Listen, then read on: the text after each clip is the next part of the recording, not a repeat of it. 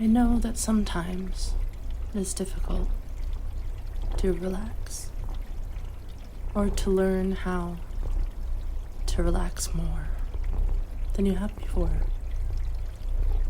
And so, as you sit there with your eyes closed and begin to become aware of your own thoughts, of your own sensations, I begin to wonder if you have ever had the pleasure of sitting on the bank of a river or on the shore of a lake or ocean. Because there is something very comforting about just sitting there, listening to the peaceful sound of the waves as they move in and out in a continuous flow that just seems to go on and on, relaxing in the sun, feeling the soothing warmth, and just letting the mind drift effortlessly with that quiet, almost silent sound in the background of awareness. I'm not even sure you've ever done that before, relaxed in that way, listening to the peaceful quietness of water washing on the shore. Perhaps it was a waterfall, or just a silent place in the center of a woods, a happy memory of contentment, or just a dream of a place so comfortable and safe that it was easy to allow the body to relax. Everything to relax. I don't know, but I do know that everyone has a place they can go. A relaxing space deep down inside where they can really let go of all their cares and concerns and wonder at the wonder of those waves of relaxation, at the smooth heaviness of arms and legs as relaxation continues. Maybe it was the warm smoothness of the soft white sand you could hold in your hand and watch flow effortlessly through your fingers. The same sand that flows in an hourglass, hour after hour, with nothing to do for a time except let go and flow. Warm, heavy sand, listening to the waves of relaxation, secure inside and out, while you were sitting there by the shore, forgetting to make the effort it takes to even try to be aware of when or where that relaxation began, and the soothing sounds or sensations were.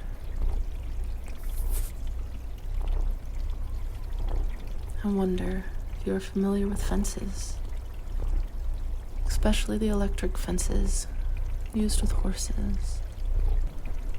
These fences have a few tiny strands of wire, and through that wire goes a current of electricity. Not the kind of electricity that is dangerous, just the kind that gives you a jolt. Like static electricity you get from walking on rugs. A sudden, sharp spark. These wires stretch all around the field, and as the horses walk from place to place, they quickly learn where they can go and where they don't want to venture. All it takes is a few brushes against the wire, a few sudden, startling zaps. And being very smart animals, they learn to look but not touch. They learn so well, in fact, that after a while, the farmer can turn off the electricity or even replace the wires with string. And those horses will stay put, fenced in by nothing at all, stopped in their tracks by a thought, by the feeling that some places are off limits, that where they are is safe, as long as they just stay put, satisfied to be where they are. An invisible barrier or boundary created by the mind. But once one horse goes through it, then they all will follow behind.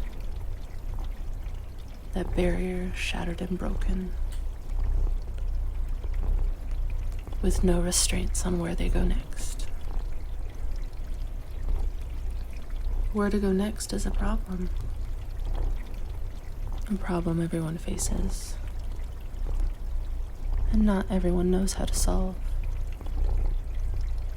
which is probably why you can earn a fortune these days, telling people their fortunes and giving advice on what they should do.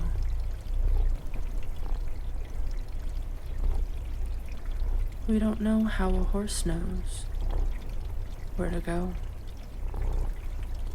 but we do know that once they know where they're going, it's difficult to stop them or rein them in. Because once a tired, hungry horse sees that stable or barn at the bottom of a hill, all you have to do is give it free rein, and it will take you there. As quickly and surely as it can, because it wants to be comfortable, and it wants to be fed. And once it knows where to go to get what it wants, even an imaginary boundary can be leapt over on the way to that goal. What fun to hold on tight and just let it run, trusting that it will take you there, swiftly and surely. That is a pleasure every child can treasure, and so could most adults, if they allowed themselves to do so. Let's just talk for a while, because everyone needs to relax at times. even Olympic athletes who are under a great deal of pressure to perform, and sometimes must be perfect to win, need some way to relax and put things into perspective, to recognize that it is just a sport, a game, and not a matter of life and death. Because death is one thing, and a game is something else entirely, where even the biggest mistakes are just an opportunity to learn, and not the end of everything at all.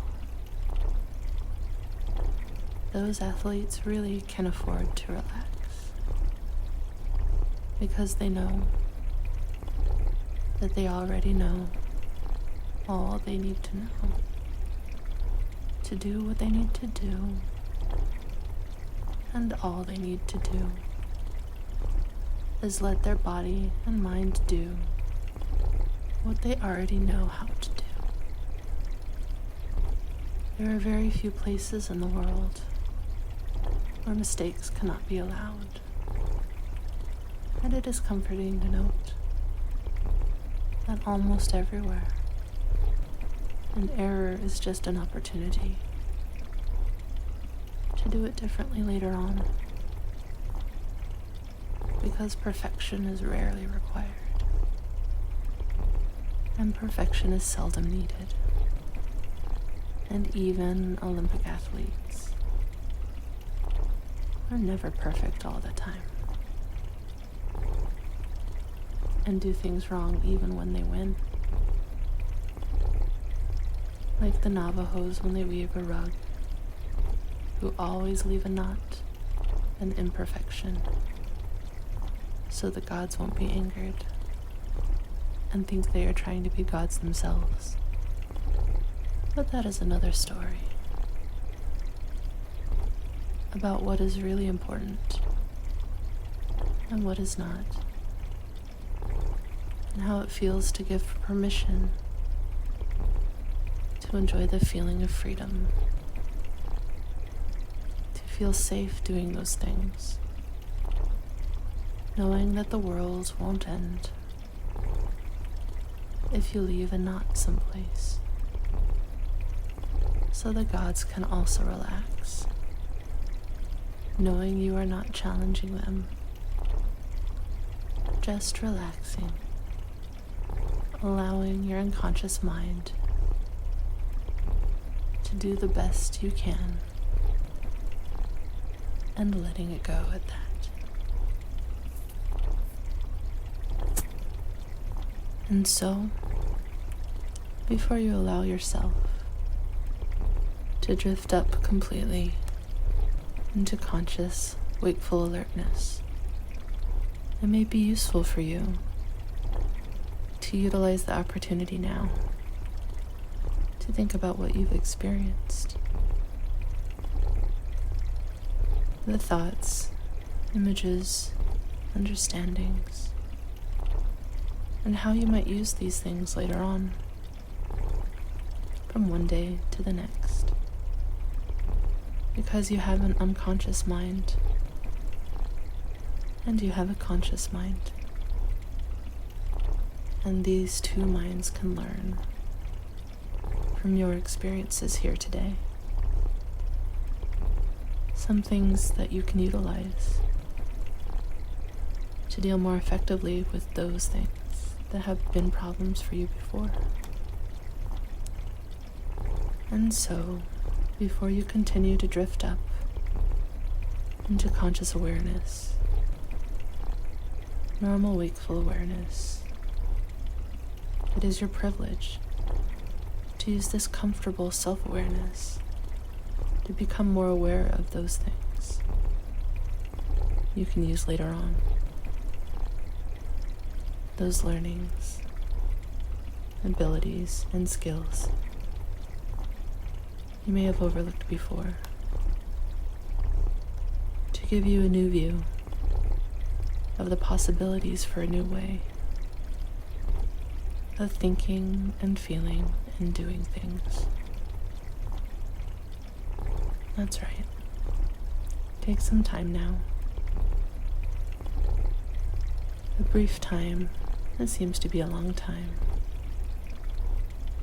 to review and plan at some level of awareness those things you will do later on, those things you may change later on, as you begin to use more and more of you. You can use that time now, because in a few moments from now, when you drift up and awaken, it may be interesting for you to know that in that drifting, relaxed state of mind, where thoughts drift by like dreams, that enter awareness for a time and drift through the mind, while some are left behind, to be utilized later on, and others are remembered, or seem to be remembered at first, but then become more and more distant, forgotten over time, and the entire experience can seem so far away, as your unconscious mind protects the conscious mind and leaves those things behind, forgotten but remembered too. And time changes too, so you can know what a trance it's been when you begin to know that what seemed to take a short time turns out to have been a long time, or what really seemed a long time was really no time at all. So for now, as the unconscious mind allows the conscious mind to become more aware of sounds